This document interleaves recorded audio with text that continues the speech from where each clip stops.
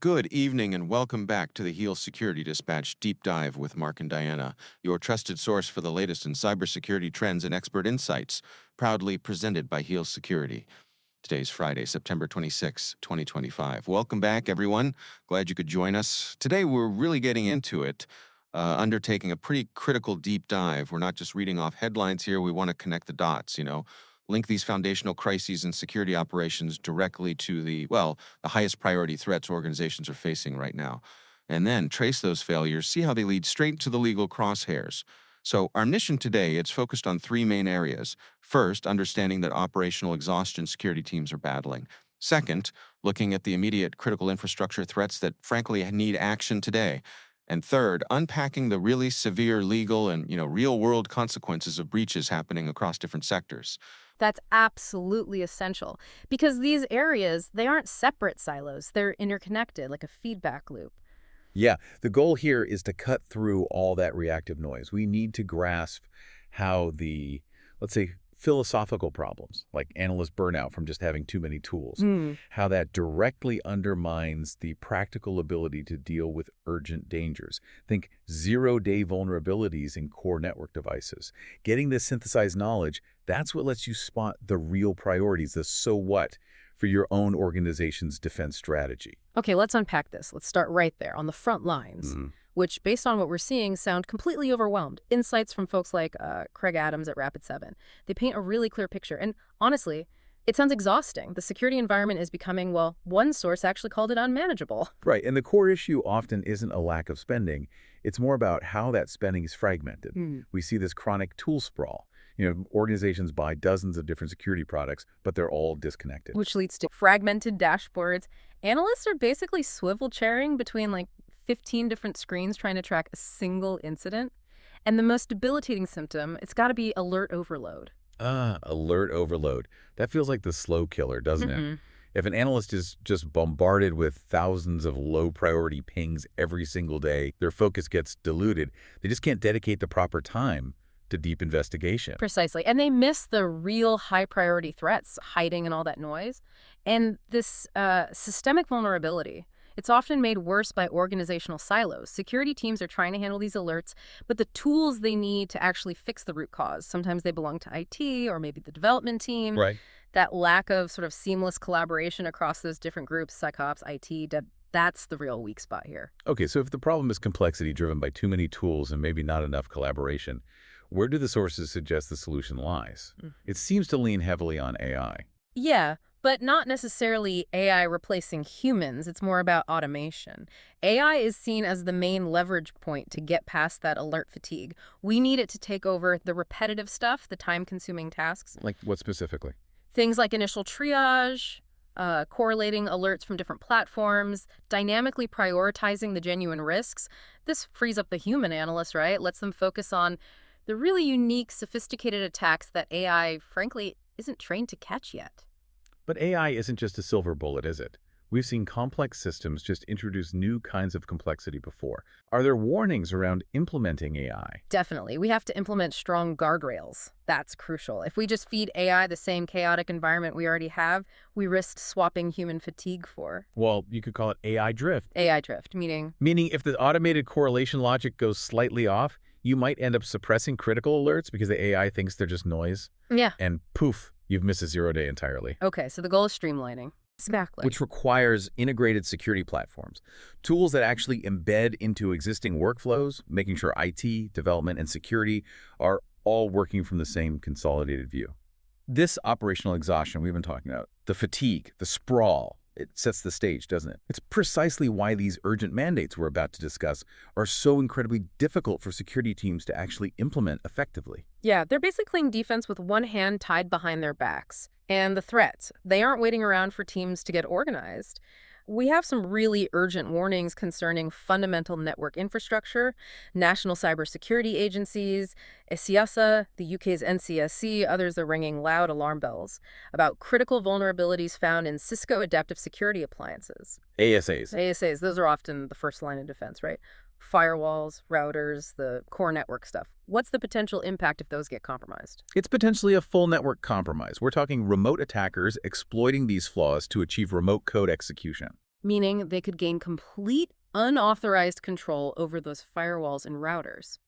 If an attacker controls your perimeter, well, network integrity is basically gone. That sounds incredibly serious. It is, and the urgency is clear from the federal response. CETA issued Directive 2503. It requires federal agencies to assess and mitigate any possible compromise in these Cisco devices immediately. So this isn't a patch when you get around to it situation. Not at all. This is a crisis demanding immediate, verifiable action, like right now. Okay, targeting the core network defense is severe, but let's pivot slightly because the development pipeline is just as critical. We saw major disclosures from GitLab this week too, showing infrastructure failure isn't just about the firewall. That's right. GitLab disclosed multiple high-severity vulnerabilities. They mentioned specific IDs like CVE 2025-10858, CVE 2025-8014, and these seem focused on making unauthenticated denial of service attacks, DOS attacks, alarmingly easy. Unauthenticated. So anyone could potentially do it. Potentially, yes. An attacker could crash self-managed GitLab instances just by submitting a malformed JSON payload.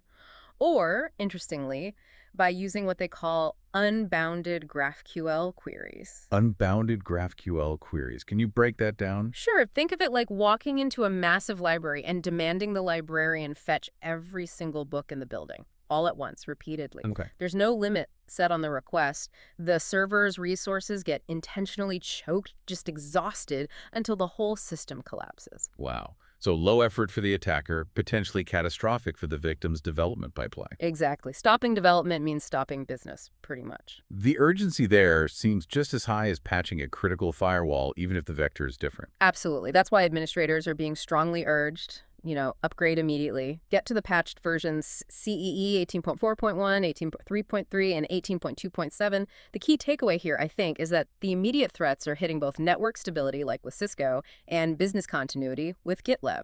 Right. Now let's move from infrastructure failure to how the attack techniques themselves are evolving. It feels like attackers are getting both more specific and, well, way stealthier. We're moving up the supply chain now, targeting the very people building the software.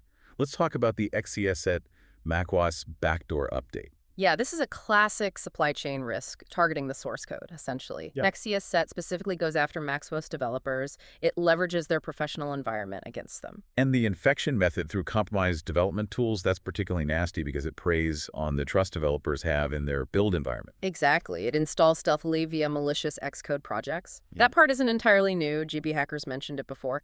But the expanded capabilities Microsoft identified, that's what's really alarming now. Okay, what's new? Well, this updated version can steal Firefox browser data. It achieves much stealthier persistence on the system. And probably most lucratively for the attackers, it can hijack the system clipboard. Clipboard hijacking. That sounds simple but effective. How does that work? It's often used for crypto redirect attacks. So the attacker waits for the user to copy a legitimate cryptocurrency wallet address. Then, in that split second before they paste it into a transaction field, the malware swaps it out for the attacker's own address. Oof. Minimal effort, potentially high reward. Absolutely. It perfectly shows how threat actors are monetizing these infections. They target these sort of overlooked moments of user trust and system function. Now, Microsoft has alerted Apple and GitHub to take down malicious repositories, but... The trend is clear. Right. The evolution of malware targeting developers and their tools means we have to fundamentally rethink defensive strategy. Securing the tools themselves is critical. And it's not just developers, is it? High-value professional sectors are also under a very targeted microscope. What are we seeing with this new Brickstorm backdoor? Yeah, Brickstorm. What's fascinating here is the specialized targeting. Google's warnings highlighted this. Brickstorm seems to be a highly sophisticated backdoor aimed specifically at U.S. legal organizations and certain specialized tech consultancies. Law firms, tech consultants. Why them specifically over, say, a big retailer? Because that's where the sensitive data is. Think legal strategy, confidential case files, merger and acquisition details, proprietary tech designs. These are the new crown jewels. Brickstorm's goal isn't mass data theft like you might see with retail. It's about persistent, deep intrusion. It grants long-term remote access for sustained reconnaissance, quietly watching, and then exfiltrating highly sensitive documents over time. This malware is really optimized for stealth and staying hidden for long periods in networks where intellectual property and legal leverage are incredibly valuable. So when you connect XCSSET which targets the developers building the software, Mm, with Brickstorm, targeting the high-value professional secrets. You see a pattern emerge, don't you? definitely. Attackers seem to be simultaneously trying to compromise how we build software and the information that drives key business and legal decisions. Which, yeah, brings us right back around. When these operational compromises happen, when the attacks succeed, the consequences are immediate, they're severe, and increasingly, they're legally binding. Let's look at the actual fallout, the financial and reputational damage. The healthcare sector seems to be a constant target. Mm, And depressingly often, the security failures sound pretty basic. Take the Archer Health breach, for instance. right. The whole incident apparently stemmed from leaving a database unsecured and just accessible on the internet. A simple configuration error. Seems unbelievable in 2025. It really shouldn't happen, but it did. And it exposed something like 145,000 files, including names, social security numbers, diagnoses, highly sensitive stuff. Now, thankfully, the data was locked down relatively quickly after a security researcher alerted them. But, So the damage is done. well, the fundamental failure to protect that highly sensitive medical information, it exposes the organization to huge risks, reputation damage, but also ultimately litigation. And that litigation is starting to set some serious precedents. I saw a U.S. federal judge recently allowed a class action lawsuit to proceed against Ascension. This was after their massive cyber attack that exposed patient data.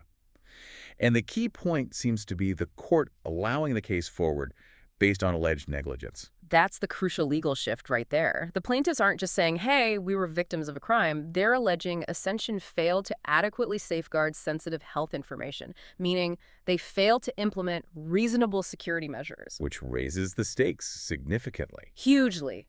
This decision really elevates the legal accountability threshold for the entire healthcare industry and arguably beyond. Organizations now really have to demonstrate proactive, reasonable defenses. They can't just claim victim status after a breach and expect that to be the end of it. And this increased scrutiny, it extends beyond just the huge corporations, right? Even smaller places, maybe nonprofits handling sensitive data, they're under the gun too, Yeah. technically and legally. Exactly. Look at that UK nursery hack, for example. It involved the theft of personal data for over 8,000 children. Children's data. Yeah, names, dates of birth, addresses, maybe even photographs. It just underscores a point. Sensitive data is sensitive data, period. Doesn't matter how big the organization holding it is. Security has to be stringent, even in small, often under-resourced settings, because the legal and, frankly, moral obligation to protect children's data is just as high. So what does this all mean? Let's tie it together. We started with security teams basically drowning in tool sprawl and operational fatigue. Yep. Then we detailed these critical immediate threats, the Cisco ASA vulnerabilities needing urgent patches alongside sophisticated attacks like XCSSET on the supply chain and targeted espionage like Brickstorm. Right, the whole spectrum. And we end up here with massive legal risk exemplified by the Ascension lawsuit. It connects that operational chaos and the failure to patch directly to these huge legal and reputational consequences. The cycle feels complete. It really does. And building on that Rapid7 perspective from the start, the sheer volume and speed of threats we're seeing now, from 0 days hitting core infrastructure like Cisco to the constant need to protect specialized environments like GitLab, it just screams for automation. If security teams are spending all their time fighting alert fatigue, just treading water operationally, how can organizations possibly implement the necessary organizational changes? The integrated platforms, the cross-functional collaboration between security, IT, and development. The things needed to meet that higher legal standard. Exactly. The standard being set by cases like Ascension.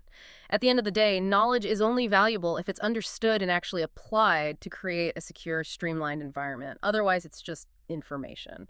We're grateful for your time and hope you found today's insights valuable. Join us again on Monday for more expert updates and critical cybersecurity news. Remember to like, subscribe for ongoing coverage and analysis, and sign up for a free trial of Heal Security Desktop at healsecurity.com.